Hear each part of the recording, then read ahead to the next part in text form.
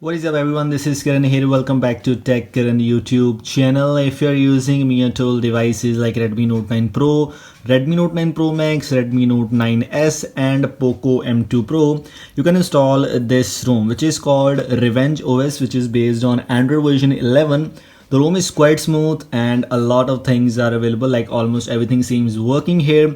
You can install this official build right now on your Mia Tool devices. How this build is going on, everything in this video. Stay tuned and make sure to watch this video till the end. Let's get started.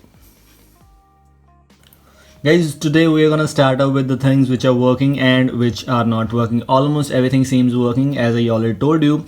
First of all, if you see the quick settings panel, this is almost redesigned with the previous update. You already know that Revenge OS was released with some little bit of same kind of things, the rounded UI and the gradient signs, and it has the gradient volume panel. You can see this has a very gradient kind of look here, which is kind of a blue thing. And if you go over the control center, this is now minimalistic, and also the brightness slider looks kind of really great. Also Wi-Fi, Bluetooth, do not disturb mode, flashlight, auto rotate, everything seems working here. I didn't face any major bug till now.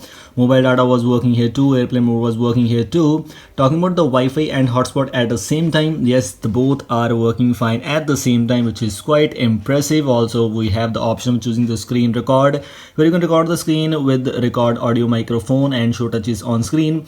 No options of adjusting the FPS, which is kind of little bit of disappointing, but not a major thing to discuss about. Going for some things, you will get the Quickstep launcher pre-installed as expected, but in my case I am using the third-party launcher, which is Systemless OnePlus launcher.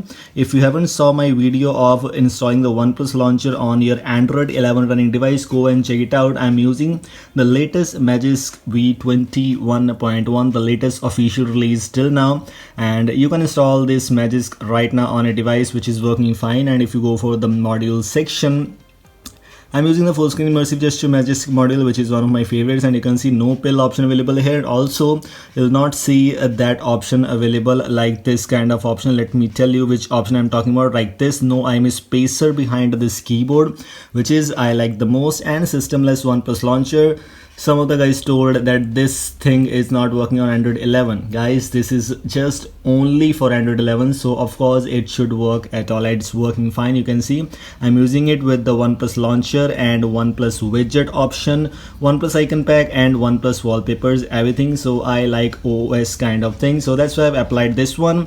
Going for some things which you get here, the ROM does not come with many customization features. If you talk about the power menu, it does not include the additional restart options, only has the power menu, power off and restart option.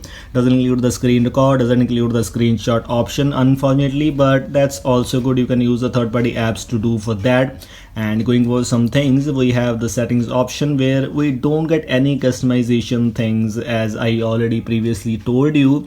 You'll see these kind of things like the network and internet connected devices and something like all Android 11 based features. The fonts are a little bit of change here. You can see these are by default fonts. I've not applied any styles and wallpapers things here till now. Going for the network and internet, yes, you have the option of choosing the Wi-Fi calling option here too. Hotspot and tethering working fine here.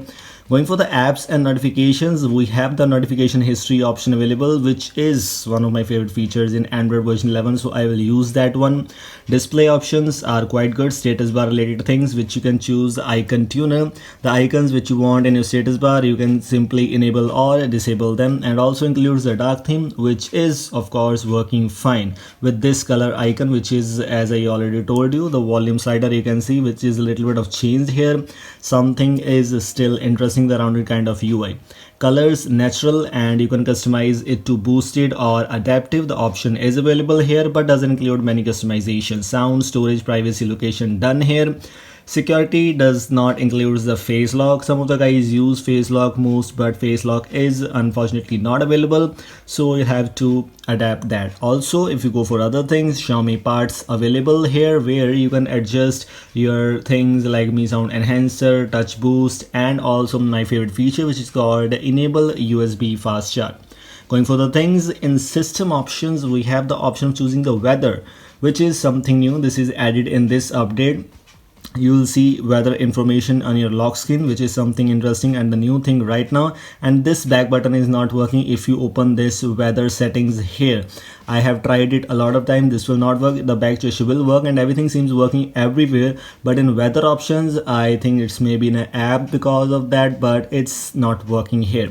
Gesture related things are available. You can also customize the double tap to sleep on status bar and double tap to sleep on the lock screen. Quickly open camera. System navigation includes the gesture navigation, which does not include the hiding pill, etc. But as I already told you, I've enabled the Magisk module for that, which is one of my favorite features, and I have a video on that one too, so you can go and check it out. Power menu has a device control options and swipe to screenshot option is available, which is working fine too. Developer options and nothing else. All these things I have already shown you. The things, almost everything seems working here. This is the official build, can be installed on all of those devices. Go and install this build right now. This was all from today's video. I hope you like it. If you like it, don't forget to like and share this video. Thanks for watching and goodbye.